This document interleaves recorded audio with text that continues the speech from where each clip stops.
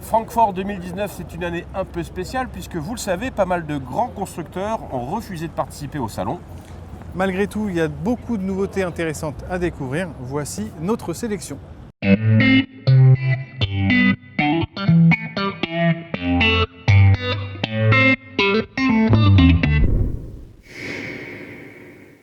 Chez Volkswagen, on pensait pouvoir vous parler du nouveau T-Roc cabriolet. Surprise, il n'est pas là, en tout cas pas pour les journées presse, tout simplement parce que Volkswagen a décidé d'axer sa communication uniquement sur l'électricité. Et oui, rappelez-vous, la gamme cabriolet Volkswagen, c'était à l'époque bien évidemment la Golf cabriolet, l'Eos cabriolet qui était un coupé à toit rigide escamotable, et puis la fameuse coccinelle, Laurent, qu'on aimait beaucoup. Alors, le T-Roc cabriolet n'est pas là, mais en revanche, l'électrique, comme vous l'a dit Laurent, et puis un nouveau logo. Un nouveau logo qu'on peut voir ici, par exemple, sur l'ID qu'on va vous présenter.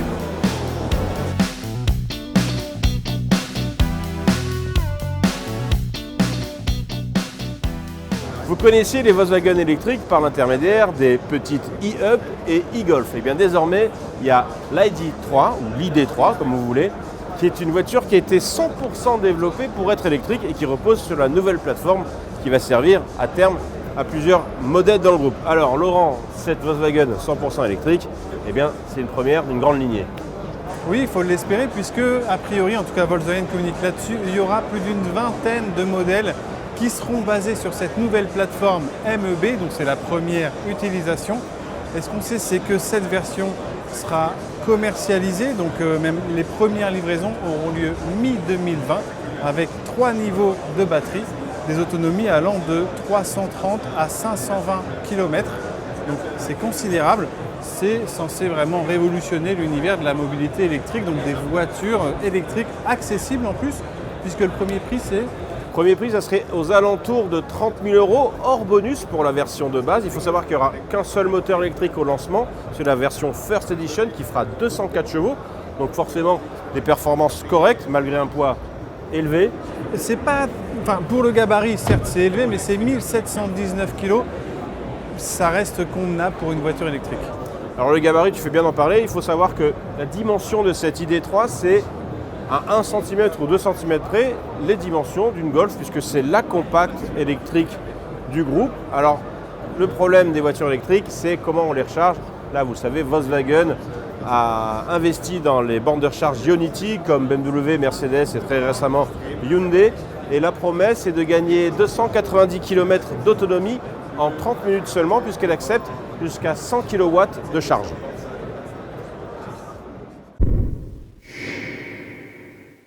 On commence donc avec le Grandland X dans sa version hybride 4. Pour rappel, c'est un véhicule qui partage sa plateforme avec les Peugeot 3008 et Citroën C5 Aircross. Là, il est présenté dans une version 300 chevaux avec 4 roues motrices. Son tarif 47 750 €, disponible début 2020 en France.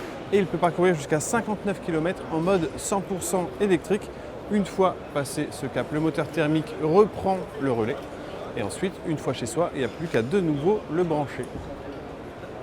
La star du stand Opel, c'est bien la Corsa qu'on essaiera pour la première fois mi-novembre pour ce qui concerne la version de série. Mais là, elle est présentée en Corsa i, donc le modèle électrifié qui sera disponible au début du printemps 2020 pour 29 900 € avec un moteur de 100 kW, donc 136 chevaux et une autonomie de 330 km. Pour rappel, c'est une voiture qui partage toute sa technologie avec la Peugeot 208 électrique, parce que désormais, vous le savez, Peugeot est le propriétaire de la marque Opel. Clin d'œil au passé, sur le stand Opel, on trouve l'Electro GT, cette voiture de 1971 qui, lors de sa présentation à l'époque, a battu pas mal de records, dont celui de la vitesse de pointe, 188 km/h, et aussi de l'autonomie qui, à vitesse constante à 100 km/h, atteignait 44 km. C'est une tradition au salon de Francfort. Mercedes dispose de son propre bâtiment. Tout ça pour nous montrer une exposition, voire presque un musée. Et il faut reconnaître que c'est assez incroyable. Ici, on retrouve pas mal de nouveautés, dont la Smart qui a été restylée et qui est présentée en version électrique. Et il y a aussi le Classe V qui désormais s'appelle EQV. Et lui aussi est animé par des moteurs électriques. Les autres grosses nouveautés, on va aller les voir ensemble.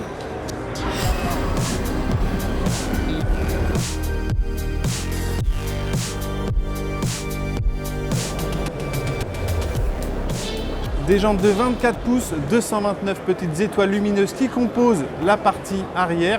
Un habitacle fait de matériaux luxueux mais durables, avec par exemple du cuir artificiel, des plastiques recyclés et de l'érable. Voici la EQS, la vision selon Mercedes de ce que sera la mobilité électrique luxueuse de l'avenir. Les batteries sont intégrées dans le plancher et les moteurs électriques animent l'essieu avant mais aussi l'essieu arrière pour une puissance totale de 476 chevaux. Et le plus intéressant, c'est une autonomie annoncée à 700 km. Mais cette voiture qui semble tout droit sortie du futur présente un autre intérêt, c'est que toute cette partie moteur électrique et batterie serait adaptable à d'autres modèles de la gamme Mercedes, même avec un empattement différent. En résumé, une fois que cette technologie sera éprouvée et fonctionnera sur un premier véhicule, Mercedes n'aura plus qu'à claquer des doigts pour l'adapter à d'autres modèles. L'une des stars chez Mercedes, c'est le GLB, donc un modèle qui dérive de la classe A. Enfin, quand je dis qui dérive, c'est-à-dire qu'il dispose de la même plateforme. C'est donc une Mercedes entraînée par ses roues avant. Évidemment, vu qu'il s'appelle GLB, c'est un modèle avec une tendance SUV, mais avec un vrai esprit familial. Il s'adresse par exemple aux personnes qui en ont assez des monospaces et pour les séduire, il peut disposer en option de 2 places supplémentaires au 3e rang, 2 sièges qui sont parfaitement escamotables dans le plancher et ça lui permet donc d'emporter jusqu'à 7 personnes. Le GLB, c'est un concurrent potentiel des Peugeot 5008 et Citroën C5 Aircross, voire pour un standing un petit peu plus premium du Volkswagen Tiguan Allspace. Mais c'est un modèle qui mesure seulement 4,64 m si j'ose dire. Donc évidemment, à l'arrière, l'espace est limité. On pourra toutefois compter sur une banquette coulissante au second rang. Le GLB sera commercialisé à partir du mois d'octobre 2019. 5 versions sont programmées, dont le GLB 200 avec 163 chevaux issus du moteur 1,3 litre développé conjointement avec Renault. Toujours en essence, le 250 qui lui développe 224 chevaux. Côté diesel, on trouvera la version 200D et la version 200D 4MATIC de respectivement 150 et 190 chevaux. Enfin, Mercedes a évidemment proposé aussi une version AMG avec un 2 litres de 306 chevaux. Modèle très important à l'échelle mondiale pour Mercedes, c'est le nouveau Mercedes GLE Coupé. Comme son nom l'indique, c'est un dérivé du GLE, ce gros SUV concurrent du BMW X5. Mais là, dans sa version coupée, on atteint quand même 4,94 m de long. Et c'est un modèle qui s'adresse plutôt aux clients potentiels du BMW X6. Par rapport à son prédécesseur, ce modèle voit son empattement allongé pour gagner un peu d'espace aux places arrière. A noter qu'il existe aussi en version AMG avec un moteur à 6 cylindres en ligne, un moteur de 3 litres biturbo de 435 chevaux. Détail intéressant, il est aidé entre guillemets par un moteur électrique capable d'apporter 22 chevaux supplémentaires.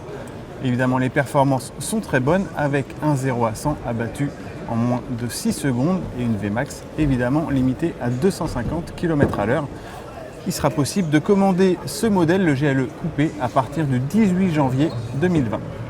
Autre nouveauté sur le stand Mercedes, c'est une nouveauté qui nous intéresse parce qu'elle sera commercialisée dès la fin de l'automne 2019 en France à un tarif inférieur à 40 000 €. C'est donc sur les classes A berline et sur les classes B, la version 250e, c'est donc une version hybride rechargeable. Cette voiture, elle dispose d'un moteur à 4 cylindres 1,3 litre, donc c'est encore le 1,3 litre TCE développé avec Renault. Il développe ici 160 chevaux et donc peut être aidé par un moteur électrique qui lui développe l'équivalent de 75 kW. Au total, ça fait donc une puissance de 218 chevaux pour des performances plus que convenables, à savoir dans le cas de la classe A, un 0 à 100 abattu en 6,6 secondes. Vitesse maxi 235 km/h dans le pire des cas sur la classe B par exemple. Mais ce qui est très intéressant, c'est aussi que cette voiture, elle offre, une fois que ses batteries sont pleines, 70 km d'autonomie selon le cycle WLTP. Donc c'est minimum 65 vrais kilomètres si on l'emploie comme il faut. Et la A peut aussi rouler jusqu'à 140 km/h en mode 100% électrique. Moi j'aime bien cette 90, mais bon, on n'est pas là pour ça. Non, c'est des voitures qu'on va voir sur le stand BM. Allez, c'est parti.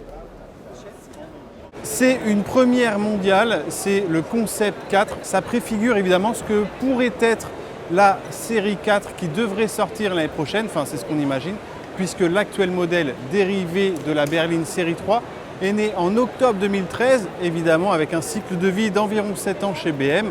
On peut s'imaginer que ça, l'année prochaine, on aura quelque chose d'assez proche sur la route. Alors pas sous cette forme exacte précisément, mais en revanche ce qu'on peut noter, c'est ce nouveau dessin des haricots. On a vu sur les dernières BMW que le fameux haricot avait tendance à excessivement s'élargir. Là il devient plus haut et plus étroit, et d'ailleurs ça rappelle certains coupés de la fin des années 30, la 328 ou alors du 3 litres CSL. Moi je trouve ça assez élégant, il y a des lignes très italiennes, on voit un peu d'Alfa Romeo là-dedans, l'arrière est magnifique et il se pourrait, comme vous l'a dit Laurent, que certains traits stylistiques de ce concept soient repris sur la future série 4. En revanche, sur le chapitre technique, rien à dire puisque c'est juste une maquette, une étude de style, donc sous le capot il n'y a pas de moteur et derrière les vitres il n'y a pas d'habitacle. Donc à conduire pour l'instant, ça doit être très moyen. Alors nous ne sommes pas Igor et Grishka Bogdanov qui présentaient la fameuse émission Temps X il y a bien longtemps à la télévision, mais on va vous parler quand même de futur avec Laurent, avec ce concept BMW Vision Next. Tout à fait Igor, alors c'est donc, tu as dit son nom, c'est ce qui préfigure l'avenir de la sportive hybride rechargeable selon BMW. Donc pour résumer, sachant que c'est complètement futuriste, je ne suis pas sûr que cette voiture soit capable de rouler, on a 2 moteurs électriques associés à un moteur 4 cylindres thermique pour un total de 600 chevaux. Mais maintenant, on va quand même passer sur du plus concret. Du plus concret, et moi ce qui me fait peur quand même, c'est que même le fameux logo M, donc Motorsport de chez BMW, pourrait avoir recours à la fée électrique. J'ai peur qu'on perde un petit peu en magie. Peut-être, mais il va falloir s'y faire parce que l'avenir de la voiture passe de toute façon par l'électrique. Mais on va quand même aller voir des trucs thermiques chez BMW. Toi qui voulais cramer de l'essence là, pour ça, tu as l'arme idéale. Donc la nouvelle M8, donc c'est la première apparition dans un salon. Et sous le capot, il y a un modeste V8 4 litres biturbo de 625 chevaux. Et oui, parce qu'en France, elle n'existera qu'en pack compétition. Donc c'est la version la plus puissante du V8 qu'on peut avoir chez BMW.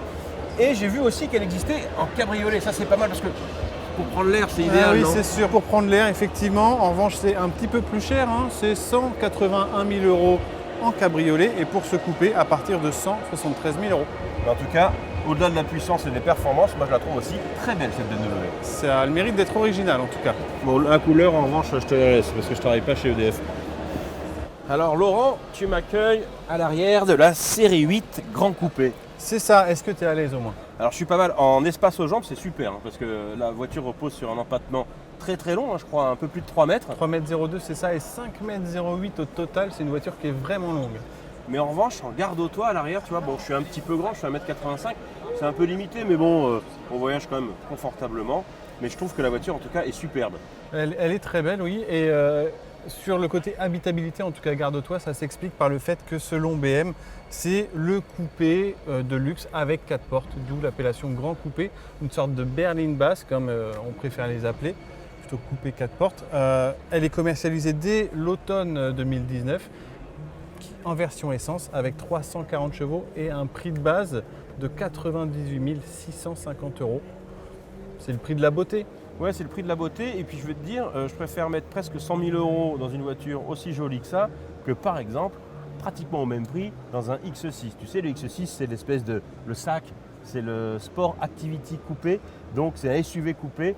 On le connaît, moi je trouve ça absolument immonde. Et bien, puisque tu le réclames, on va aller le voir, il y a le tout nouveau qui est présenté ici à Francfort. Ah, quelle horreur! Bon alors cette voiture que t'aimes tant Stan, elle a quand même trouvé 446 000 acheteurs avec les 2 générations précédentes. Donc voici la toute nouvelle, la 3e. Qu'est-ce que t'en penses finalement? Alors l'avant est pas mal, mais il y a un truc que j'aime beaucoup, c'est la couleur. Une nouvelle couleur qui est apparue sur le X5 qui s'appelle Manhattan. On va me demander pourquoi, je ne sais pas.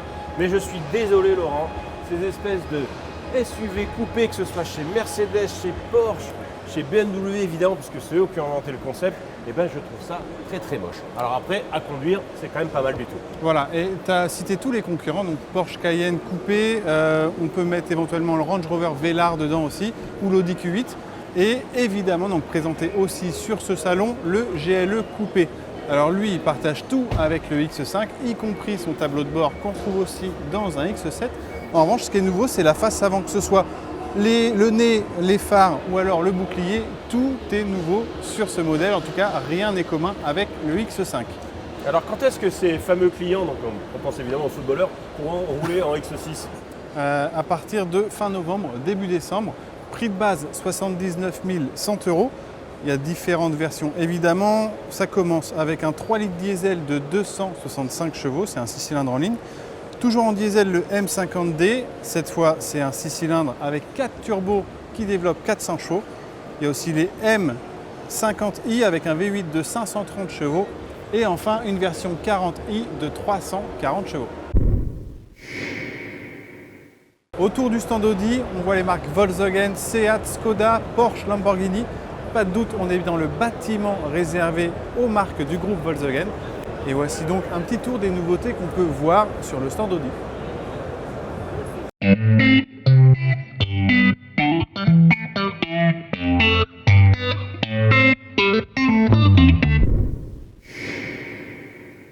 Alors Laurent, maintenant on est chez Audi, mais qu'est-ce qui s'est passé chez eux dans le bureau de style?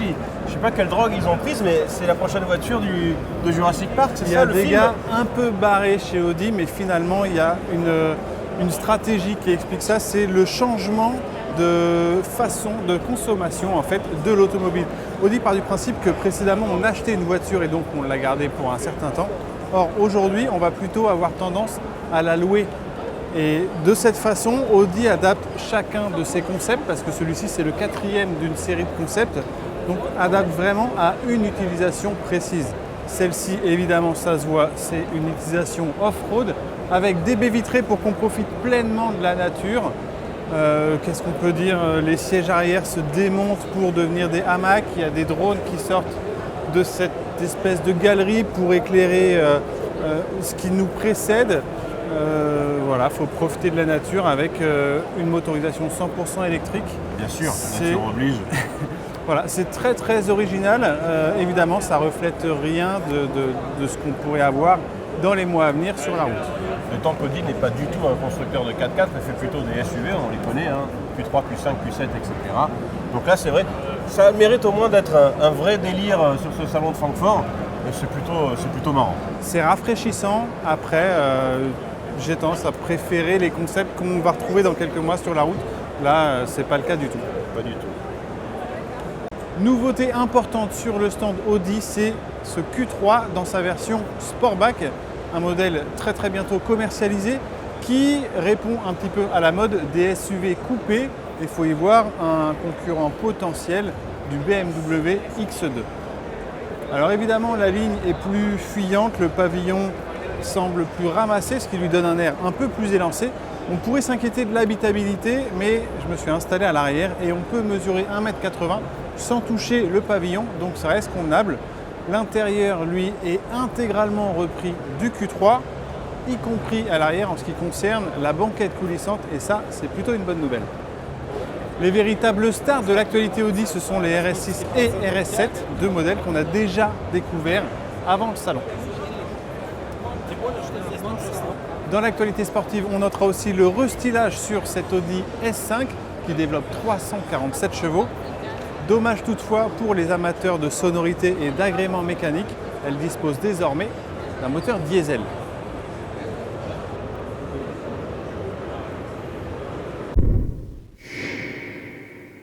Le Renault Captur, c'est 1,3 million d'unités vendues en 7 ans. C'est le principal concurrent du Peugeot 2008, mais aussi des Fiat 500X, Hyundai Kona ou encore Seat Arona et le nouveau Ford Puma. Et voici donc la deuxième génération qui, tout en conservant le style de sa devancière, change complètement. D'une génération à l'autre, il s'est allongé de 11 cm pour atteindre désormais 4,23 m. Son coffre peut accueillir jusqu'à 530 litres de bagages. C'est une augmentation de 81 litres par rapport au précédent modèle. Et le Captur conserve évidemment une banquette coulissante sur 16 cm. On retrouve aussi un équipement beaucoup plus moderne avec davantage de connectivité. Également une dalle de 9,3 pouces et une instrumentation digitale sur les versions haut de gamme de 10,2 pouces. La qualité de fabrication progresse énormément, mais on retrouve certains détails qu'on connaissait déjà sur le précédent Captur, comme par exemple cette ouverture de boîte à gants en tiroir.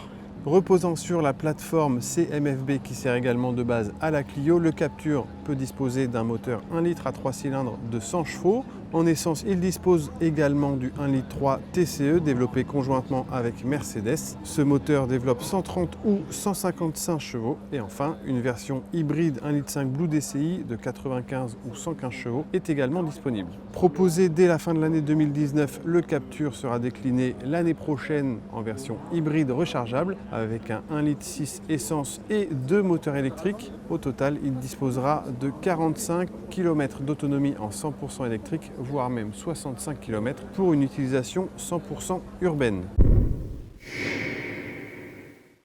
L'immanquable est chez Porsche. Voici la berline Taycan présentée en turbo et turbo S. Alors, ceux qui suivent l'actualité le savent déjà, c'est un modèle électrique. Donc le fait qu'elle s'appelle turbo, c'est délirant. Pour expliquer ça, donc aucune bonne raison n'explique le fait qu'elle s'appelle turbo, si ce n'est la dénomination habituelle qu'on emploie chez Porsche. Évidemment, il n'y a pas de turbo dans une voiture électrique. Malgré tout, c'est donc la turbo ou la turbo S. Les deux versions, la plus petite des deux, c'est 680 chevaux et la plus puissante, c'est 761 chevaux. Je commence avec les prix. La version de base, c'est 155 552 € pour donc la turbo qui offre une autonomie de 450 km. C'est un petit peu moins, à savoir 412 km pour la turbo S qui ne coûte que 189 152 €. Donc le Taycan Turbo S, c'est des performances ahurissantes malgré une vitesse de pointe de seulement 260 km/h. Ça, c'est pour préserver la batterie. Mais c'est déjà une vitesse assez énorme pour une voiture électrique. Pour preuve, c'est le seul modèle électrique du marché à disposer d'une boîte de vitesse à 2 rapports et qui ne concerne que l'essieu arrière. Les performances, c'est dingue aussi dans cette version la plus puissante. Le 0 à 100 est abattu en 2,8 secondes. Et enfin, la puissance de la batterie, c'est plus de 93 kWh. Alors Laurent, on est devant une icône. Sûrement la star du salon, en tout cas pour les amateurs de 4x4. Ah, ça c'est clair. Et pas que, parce qu'il n'y a pas que les amateurs de 4x4 qui roulent en Defender. Le Defender, on ne va pas rappeler l'histoire, né en 1948, c'est la naissance de Land Rover. Donc ça fait 72 ans qu'on attend un peu la relève. Et ça y est, Land Rover a enfin sorti son deuxième Defender, disponible en 2020. Alors qu'est-ce que tu penses du style, toi qui aimes beaucoup, je sais, la Jeep Wrangler, la JL, la dernière génération? Je trouve que c'est sympa parce qu'on voit certains caractères du Defender d'antan, notamment le décroché sur la partie arrière, c'est super sympa. Et le profil aussi, on y est, c'est un Defender. Maintenant, la face avant, c'est très moderne. Et surtout, ce que je lui reprocherais, sans même avoir vu l'intérieur pour l'instant, c'est son aspect un peu luxueux, presque bourgeois en fait. Oh bah bien sûr, tu sais, Land Rover c'est devenu maintenant une marque de luxe. Il faut savoir que le Defender sera disponible au printemps à partir de 49 900 €. Alors ça c'est pour la version courte qui sera disponible un peu plus tard. Et 55 900 € en version longue 110. C'est cher, mais regarde une Jeep maintenant, c'est cher, tout est cher, les 4x4 sont de plus en plus chers. Et surtout, on se demande pourquoi ils ont fait un 4x4 aussi robuste, comme ils le disent. Ils disent qu'ils ont fait le 4x4 le plus robuste de leur histoire. Alors d'après les ingénieurs, on les a entendus hier toute la journée, ils passent partout. Partout, donc c'est encore mieux que ce que faisait l'ancien. Mieux que ce que fait l'ancien, parce que tu as évidemment 4 roues motrices permanentes, une boîte de transfert avec réducteur, déblocage de différentiel, un central, un arrière et toutes les aides électroniques qu'on peut imaginer chez Land Rover. Le fameux Terrain Response qui s'appelle maintenant Adaptative ou Adaptable et qui peut, comme sur une sportive, tu pourras régler les différentiels électroniquement. Alors tout ça c'est très joli, mais moi je pense quand même que ce Defender va surtout être acheté par des gens qui aiment le style, comme c'est le cas de l'actuel, enfin qui a terminé sa carrière il y a 4 ans. Mais bon, alors pour revenir sur le style justement, c'est imposant, c'est gros, 5,02 m en version longue, il peut y avoir jusqu'à 7 places, donc ça c'est pas mal. Mais je trouve qu'ils auraient pu aller un petit peu plus loin, notamment tu disais la partie avant. Je trouve qu'une Jeep ou un Classe G chez Mercedes a encore un peu plus d'allure. En revanche, il y a un détail que je trouve intéressant, tu m'en as parlé, c'est qu'on peut avoir 3 places à l'avant sur la version courte. Alors sur la version courte 90 en effet, 6 places à l'intérieur, dont une petite place au milieu, plutôt pour un enfant, etc. Parce qu'ils ont mis le levier de vitesse en hauteur, le levier de vitesse de boîte automatique, puisque le Defender ne sera disponible qu'avec une boîte automatique à 8 rapports. Est-ce qu'on aura des versions hybrides ou hybrides rechargeables? Mais bien sûr, c'est la tendance. Donc il y aura au départ des moteurs essence et diesel, 300 et 400 chevaux en essence. Le 400 chevaux aura un mild hybride, c'est-à-dire une hybridation légère avec un système de bord de 48 volts. Et plus tard, un PHEV, donc hybride rechargeable, essence plus électrique, et en diesel, 200 et 240 chevaux. Donc des puissances relativement conséquentes. Mais bon, la voiture, on ne connaît pas le poids. Il l'annonce beaucoup plus légère parce qu'elle est toute en alu. Mais on sait que chez Jaguar Land Rover, ils ont un problème avec le poids. Malgré l'utilisation massive d'alu, eh bien, les voitures sont toujours lourdes. En résumé, le précédent Defender, c'est la voiture dont on rêvait lorsqu'on était au ski, mais on voulait surtout pas d'elle pour prendre l'autoroute afin d'y aller. Là maintenant, ça va être un véhicule capable de tout. Alors, c'est exactement ce qu'il dit, c'est qu'il sera meilleur en tout terrain et surtout, c'était difficile de faire pire. Sur la route. Meilleur sur la route. Je peux te dire, j'ai roulé beaucoup en Defender, c'est la pire voiture du monde à conduire sur la route. C'est une horreur, on est mal assis. Là, pour être monté à bord hier, on est très très bien. Il y a des petits détails, tu verras à l'intérieur, avec des vis apparentes parce qu'ils ont voulu garder ce côté un peu rustique, mais cher. Hein. Le rustique c'est cher maintenant, du Defender. Donc il y a un coup de crayon. Je trouve que les versions de base avec les jantes en tôle, notamment ça c'est superbe. Il y aura des versions commerciales aussi, donc sans banquette à l'arrière, en longue et en courte. En revanche, malheureusement, pas de pick-up. Révolution chez Lambo, voici la Sian, le premier modèle hybride de la marque. La bonne nouvelle, c'est que les choses qui ont fait la réputation de Lamborghini ont été conservées. En l'occurrence, on dispose d'un V12 6 litres 5 capable de tourner à 8500 tours minute et qui développe sans turbo 785 chevaux. Alors le moteur électrique, lui, ne développe que 34 chevaux. C'est très peu finalement par rapport à la puissance totale qui atteint 819 chevaux. Mais ça devrait permettre par exemple de sortir de son garage sans réveiller tout le quartier. La base technique de cette voiture, c'est bien l'Aventador. Le châssis est identique. En revanche, côté performance, c'est un petit peu mieux, notamment en ce qui concerne les reprises, mais pas en accélération pure, avec un 0 à 100 abattu en 2,8 secondes. Et tout simplement, c'est à cause du poids du moteur électrique et de la batterie qui va avec. Côté vitesse de pointe, on est au-delà de 350 km/h. Il faut savoir que c'est un modèle dont le tarif n'est pas communiqué, mais qui sera limité à seulement 63 exemplaires. Pourquoi 63? Tout simplement puisque c'est l'année de création de la marque Lamborghini. Ici à Francfort, Hyundai revient pour la première fois sur son passé avec ce concept qui s'appelle Concept 45. Un nom très simple qui évoque le Pony Coupé. Concept qui était présenté tout simplement il y a 45 ans. Résolument moderne, cette voiture annonce le futur de la marque et plus précisément du groupe Kia Hyundai. En effet, il repose sur une toute nouvelle plateforme qui devrait à terme donner naissance à 14 modèles 100% électriques siglés Kia ou Hyundai. Alors pourquoi le constructeur coréen investit autant dans l'électrique? Eh bien, il fait un peu comme Volkswagen qui va développer excessivement sa gamme de modèles électriques. Et puis surtout, avec cette nouvelle voiture qui devrait sortir fin 2020, la capacité de recharge atteindra désormais 350 kW. Pour vous donner un ordre d'idée, à l'heure actuelle, sur une borne Ionity, on charge jusqu'à 150 kW. Alors pourquoi Ionity? Eh bien tout simplement parce que le groupe coréen a aussi investi et monté au capital de Ionity. Ionity, vous savez, c'est ces bornes de recharge très rapides qui existent en Europe, dont participent Mercedes, BMW, Ford, Volkswagen, etc. et qui permettent des recharges très rapides. L'avantage aussi de cette nouvelle plateforme qui est inaugurée par ce concept 45, c'est qu'elle est totalement modulable. Alors on peut choisir évidemment la taille de la voiture, avoir des compacts, des SUV, pourquoi pas des monospaces, mais aussi différents packs de batteries, c'est-à-dire que le constructeur pourra proposer différentes autonomies et qui pourront bien sûr se charger de plus en plus vite. Mais Hyundai pense aussi aux citadins. Évidemment, il y a la voiture électrique, le futur de l'automobile, mais aussi la nouvelle i10, c'est la 3e génération, 3,66 m. Cette rivale de Twingo accueille des moteurs 4 cylindres, pas très puissants, mais surtout une nouveauté, un 3 cylindres turbo. Alors on peut se demander pourquoi renouveler une voiture urbaine, puisque la voiture urbaine a tendance, comme son nom ne l'indique pas, à sortir de nos villes, notamment à Paris. Eh bien figurez-vous que la Hyundai i10 représente 10 à 15% des ventes en France. Alors on comprend pourquoi le géant coréen présente un nouveau modèle ici à Francfort. À chaque salon récemment, on se réjouissait de sa présence. Elle est encore là, sauf que cette fois, la Honda i est présentée dans sa version définitive. Donc c'est vraiment cette voiture qu'on croisera bientôt dans nos rues.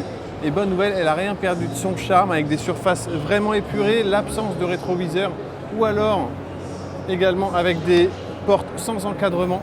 Il y a juste la vitre, c'est vraiment très charmant et l'intérieur est dans le même esprit avec un tableau de bord entièrement composé de 2 écrans tactiles de 12,3 pouces chacun. Juste un regret quand même, c'est le chapitre technique parce qu'avec cette batterie de 35,5 kWh, la Honda i ne peut parcourir que 220 km. Donc ça, c'est vraiment dommage. En revanche, on connaît aussi ses prix. Il y a 2 versions, donc une en 136 chevaux et une avec 153 chevaux. La première, c'est 35 060 € et la plus chère des deux, 38 060 €. Les salons automobiles, c'est toujours l'occasion de découvrir de nouvelles choses en termes de design de nos voitures. Avec moi, Julien Jaudry au salon de Francfort, et ce qu'on va faire, c'est qu'on va aller se promener dans les stands des constructeurs et on va essayer de vous donner notre avis sur les dernières tendances avec évidemment la dose de mauvaise foi qui convient. Allez, on va chez commence Mercedes. par Mercedes, c'est Allez. parti.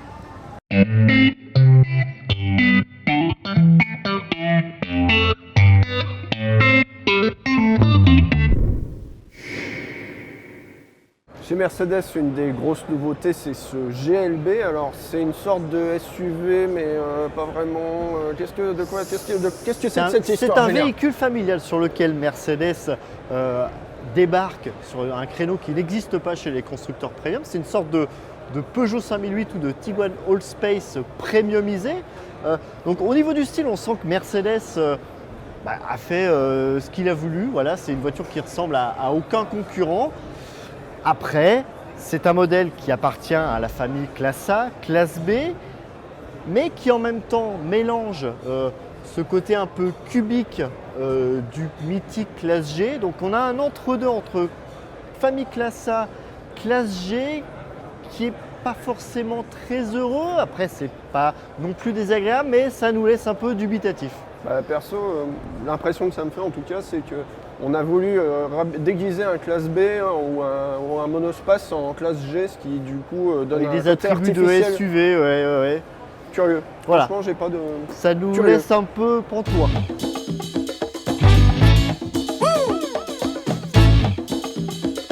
Are you ready? Let's go!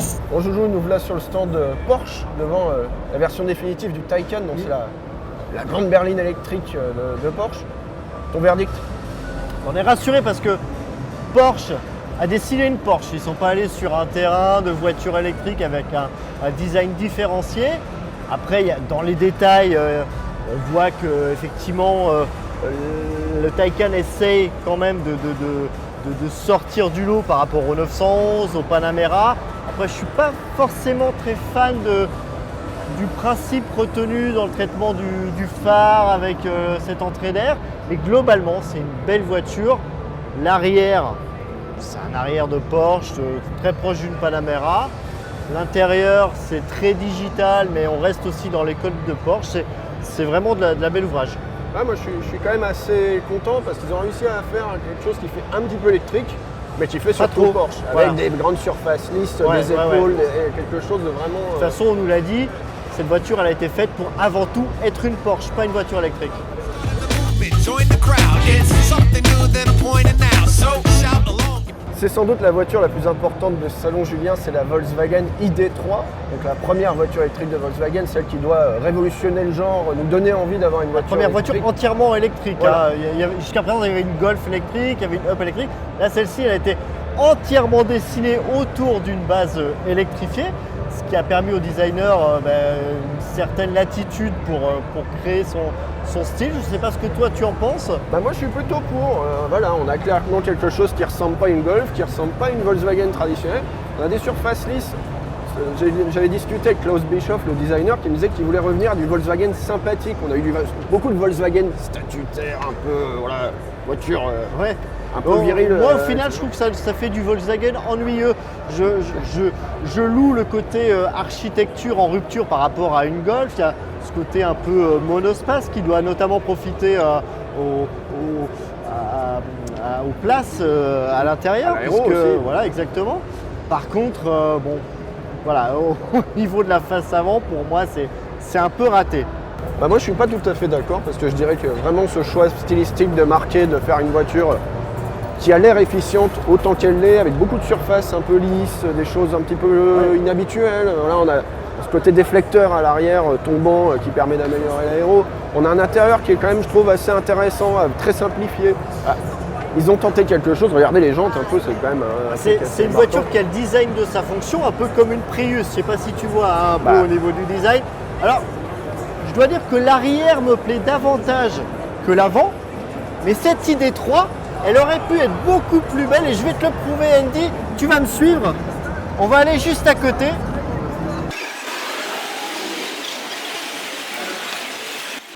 Alors Andy, cette ID3 réussie, elle est là. C'est la Seat Elborn, on l'avait déjà vue au Salon de Genève. C'est exactement la même base, la même architecture. Elle arrivera dans quelques temps. Et pour moi, c'est une ID3 réussie avec des lignes un peu plus affirmées. Ah, moi je suis loin d'être d'accord en fait parce que pour moi là on a une voiture qui est censée être un peu douce à conduire, vraiment dans l'esprit de l'électrique.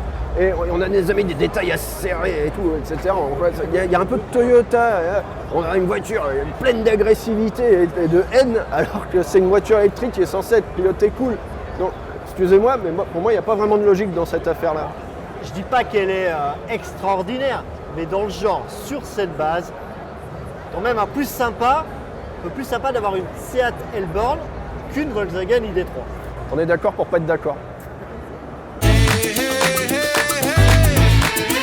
Mais alors attends, faut qu'on passe là, non? On peut passer là? Ah oui, moi je pensais qu'il fallait monter pour redescendre. Wendy, là on est face à l'ovni du salon, c'est l'Audi i-Trail, un pur concept. Qu'est-ce que t'en penses? Moi je suis plutôt pour. On a beaucoup accusé ces dernières années d'immobilisme côté design. Là ils ont tenté un truc très différent. Ouais, on a vu effectivement beaucoup de concepts de voitures autonomes, de voitures électriques. Là ils sortent vraiment des sentiers battus. Mais sérieusement, on a une voiture qui ne répond pas au canon du design Audi, qui commence à tenter d'autres choses. On a des formes un peu étonnantes. On a des surfaces vitrées d'une Lamborghini Marzal de 1967, chose de très beau, très lumineux. C'est différent. C'est différent. C'est plus Audi comme on l'a connu, mais c'est chouette quand même. Moi, ça me rappelle le Renault Raccoon dans les années 90. Côté 4x4 un peu lunaire. Là, on est plus sur un véhicule qu'on pourrait voir dans un film de zombies. Son style, il est basé sur les volumes d'un hélicoptère avec ses grandes surfaces vitrées. Et là, c'est vraiment très très réussi. C'est un peu notre coup de cœur du salon. Franchement, ouais.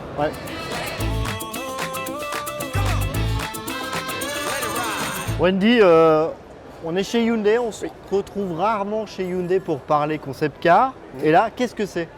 C'est le concept car 45. C'est un hommage à la Hyundai Pony. Le premier concept car de la marque, c'était en 1974, donc il y a 45 ans. Et moi, j'aime beaucoup. Pourquoi j'aime beaucoup? Parce que c'est justement très 70s. On a des angles, on a des choses, ça fait très Ital design. Époque Giugiaro, les voitures modernistes, très cubiques. Et moi, je trouve qu'il y a un petit air Isuzu Asso di Fiori. C'était le concept car qui annonçait l'Isuzu Piazza, avec ce petit museau très fin, ces lignes anguleuses, voilà, le côté fastback, etc. Moi, c'est vraiment un truc que j'aime bien. Et il y a voilà. Si on veut jouer Revival 70, là, on a une voiture qui fait un peu Revival 70. Alors moi, j'y vois un autre clin d'œil aux années 70, c'est plutôt à la Golf, parce que j'y vois une nouvelle orientation stylistique avec des attributs des Golf récentes et même de la future Golf 8. Si la caméra de Georges Barrier peut venir jusqu'à moi, Il y a ce pilier C là, très imposant, qui me fait penser à toutes les générations de Golf, et même des éléments à l'avant avec cette calandre très fine. Alors, ok, nouvelle orientation stylistique, il ne faudrait pas voir à jouer le mimétisme avec Volkswagen. Mais franchement, si c'est ça la nouvelle orientation stylistique de Hyundai, moi je valide à fond. 70 ans après la naissance du premier Defender, eh ben on a finalement la deuxième génération dessinée par le délicieux McGovern, le designer en chef de Land Rover. Julien? Voilà, moi je suis un fan du Defender originel, et là je dois dire que je reste un peu sur ma faim. Alors il y a des éléments de style qui sont vraiment très réussis, qui rappellent le modèle initial, comme le petit épaulement sur le côté, ou cet arrière vraiment tronqué avec ses feux intégrés et affleurants. Par contre, Monsieur McGovern, pour votre Govern, si je puis me permettre, je ne me retrouve pas du tout dans la vente de ce nouveau Defender. Bah, c'est presque un avant un peu dauphinesque, presque la C5 Aircross, qui est un peu étrange pour un Land Rover, non? Ouais, voilà, on ne retrouve pas le côté baroudeur du premier modèle. Il y a une ligne un peu assagie. Et on n'a pas de phare rond. Pas de phare rond, alors ils sont légèrement identifiés sous ces optiques carrées, qui rappellent la fameuse plaque sur laquelle qui intègre les phares, le combo phare et clignotant du modèle d'origine. Mais voilà, c'est compliqué de se projeter. Bon, t'es convaincu par l'arrière, pas par l'avant. Exactement. Come along when we carry the load to every road in country code. Bon, Andy, on est chez BMW avec le X6. J'ai envie de te dire un X6 de plus, mais Ouais. Bah, ce qui est vraiment bizarre dans cette voiture, c'est qu'ils ont vraiment fait des choix incompréhensibles. Il suffit d'aller sur le site officiel de BM pour s'en rendre compte. Je ne résiste pas au plaisir de vous lire quelques extraits des choses qu'on nous dit. mais nous t'écoutons, tu as envie de parler. Oui, oui. Alors, c'est une voiture conçue pour diriger, des attributs de mâle dominant, chef de meute, de la domination pure, une nouvelle forme d'exercice du pouvoir. Bon les gars, on est en 2019. On est sur un discours qui est, voilà, qui est quand plus même un du peu tout au goût curieux. du jour, ouais. Et bon, qui correspond sans doute à la voiture, mais qui est quand même difficilement entendable aujourd'hui. Oui, c'est même pas très sympathique pour les futurs propriétaires de ce genre de véhicule.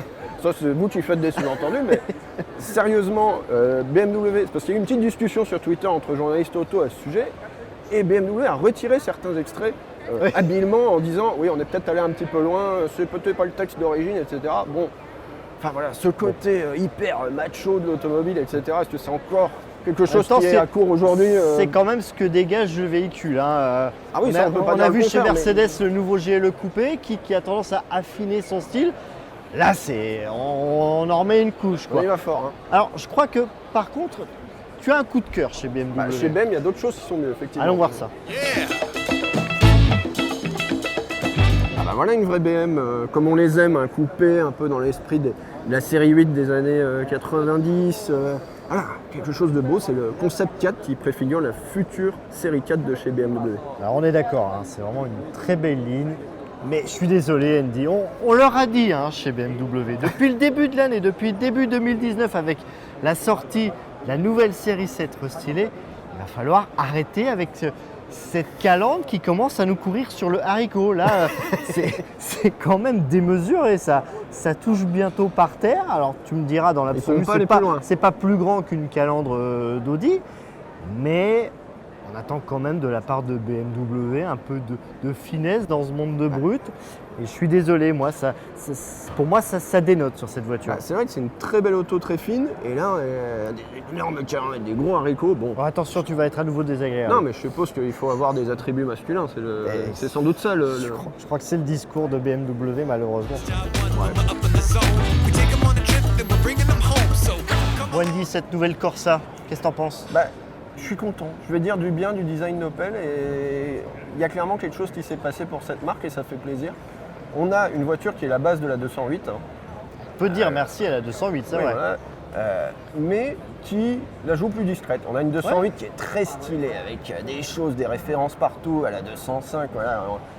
Elle veut vraiment... Regardez-moi, je dis quelque chose. Là, on a une voiture plutôt simple, plutôt élégante, plutôt Ouais, réussie, élégante, réussie.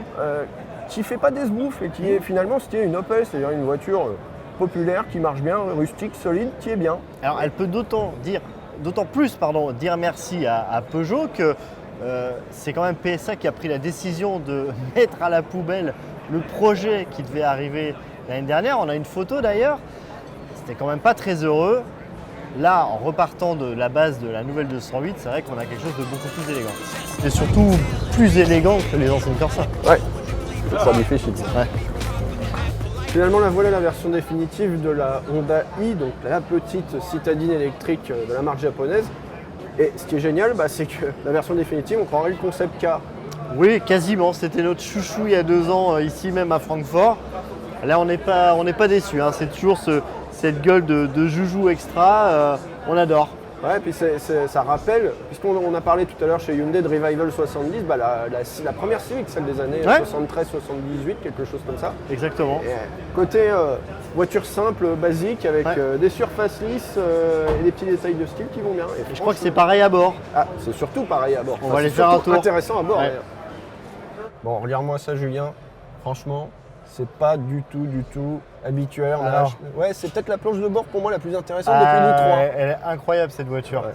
On a du bois, on a un écran total. Regardez ce jardin japonais absolument magnifique. Superbe. J'ai vraiment l'impression d'être dans la nature. Et on a les caméras de rétrovision sur les côtés. Pas de rétroviseur sur cette voiture. C'est la deuxième voiture, je pense, après l'Audi e-tron à être homologuée avec ce type de rétroviseur. Ouais. Alors on a vraiment une ambiance à la japonaise, très, très zen. Et ce qui est bien, c'est que on a ce genre de tableau de bord qu'on voit à longueur d'année quand des kei-cars sont révélés au Japon, mais qu'on ne voit jamais sur les japonaises vendues en Europe. Et là, enfin, ils sautent le pas et ils osent proposer ce genre de design aux Européens que nous affections particulièrement. Bon, on espère vraiment que ça va marcher pour cette voiture parce que là, au moins, ils ont tenté vraiment quelque chose de cool et quelque chose de différent. C'est sûr, ça va plaire. Wendy, pour terminer ce petit tour, tu as tenu à finir sur le stand Skoda. Il va falloir que tu m'expliques pourquoi. En fait, c'est assez simple. C'est pas directement lié au design automobile, même s'il y a un rapport. Vous savez, c'est les appellations des voitures. On a voilà, une graphie ou une manière d'écrire, une police ou des appellations qui méritent quand même qu'on y réfléchisse. Et les designers, enfin, en tout cas, les marques passent du temps sur ce sujet. Et des fois, il y a des choses qu'on ne comprend pas. C'était à Genève, il y avait ce concept car qui s'appelait Vision IV. Vision IV. Non, et moi, la première fois que je l'ai vu écrit, j'ai dit Vision IV. IV, d'accord. Voilà. Parce que c'est les véhicules électrifiés de la gamme Skoda. Mais maintenant qu'on est à Francfort, on a toute la gamme des IV, donc des IV. La superbe IV. Et voilà, donc nous sommes face à la superbe IV. Donc imaginez le lundi matin quand le commercial débarque dans sa société. Voilà. Il a la chance de s'appeler Yves, Superbe Yves. Ah, oui. On aurait pu avoir Superbe Gilles ou Superbe Luc. Voilà. Non, il s'est tombé sur Yves. Non, mais du coup, plus généralement, ça nous amène quand même à une question qu'on a le droit de se poser. C'est tous ces constructeurs qui mettent des sous-gammes. EQ chez Mercedes, ID chez Volkswagen, exactement. Etc. Ces appellations-là, elles vont devenir quoi à long terme, puisque la voiture électrique est appelée à devenir... Elles vont s'installer dans le paysage automobile et c'est vrai qu'à terme, on aimerait bien quand même retrouver de vraies appellations, de vrais noms et non pas ce jeu de lettres. On veut des noms. Voilà. Chers constructeurs, on veut des noms. Et on a les moyens de vous faire parler. Vous avez la pression. Bon, cette édition du salon de Francfort, mon cher... Se termine de la plus belle des manières. Oui, évidemment, devant ce superbe Yves. On espère que cette petite balade vous a plu. Ouais, et puis écoute, on vous dit à très bientôt sur Automoto. Ciao. Ciao.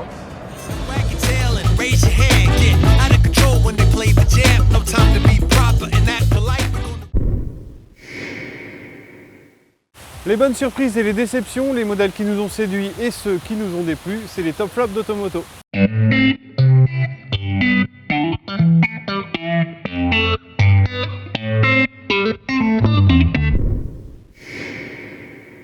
On est plusieurs à la trouver assez magnifique, c'est la BMW Concept 4, donc une figure de style, un proto, c'est-à-dire que c'est une maquette vide. Malgré tout, ça préfigure ce que devrait être la série 4 qu'on devrait voir apparaître l'année prochaine et on espère sincèrement qu'elle sera largement inspirée de celle-ci. Je suis pas fan de sa face avant, mais qu'importe, le Defender, je le place dans les flops parce que c'est la réapparition d'un modèle vraiment historique qui devrait, avec les Suzuki Jimny et Jeep Wrangler, être l'un des meilleurs franchisseurs du marché. Esthétiquement, c'est l'un de mes vrais coups de cœur. La Honda i, je la trouve superbe. Mais grosse déception, 220 km seulement d'autonomie pour cette voiture électrique. En 2019, c'est franchement décevant. Des modèles rares et quelques vieilles gloires du sport automobile. Un bon salon, c'est toujours une belle exposition. Et là, à Francfort, ça manque pas, avec dans le Hall 4, pas mal de vraies pépites.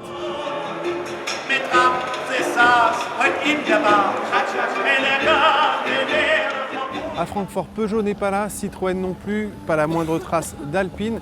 En revanche, il y a quand même un mini stand Renault pour présenter le Captur. Quoi qu'il en soit, même si c'est évidemment des raisons économiques qui justifient ces absences, c'est franchement regrettable.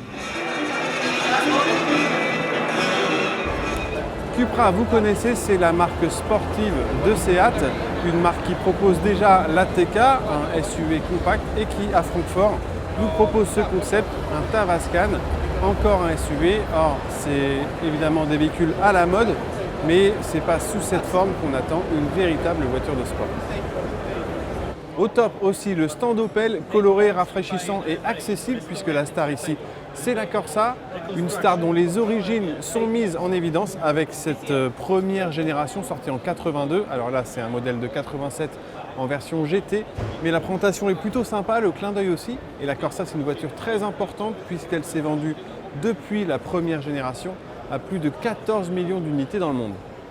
Passons déjà sur son appellation turbo qui peut sembler un peu ridicule pour une voiture électrique, mais le Taycan avec un tout petit peu de mauvaise foi, c'est quoi? C'est des performances ahurissantes, mais aussi un poids incroyable, 2 tonnes 3, le tout avec un coffre de Renault Clio et une autonomie de Renault Zoé. C'est pas franchement ce que j'attendais de l'électrique vu par Porsche.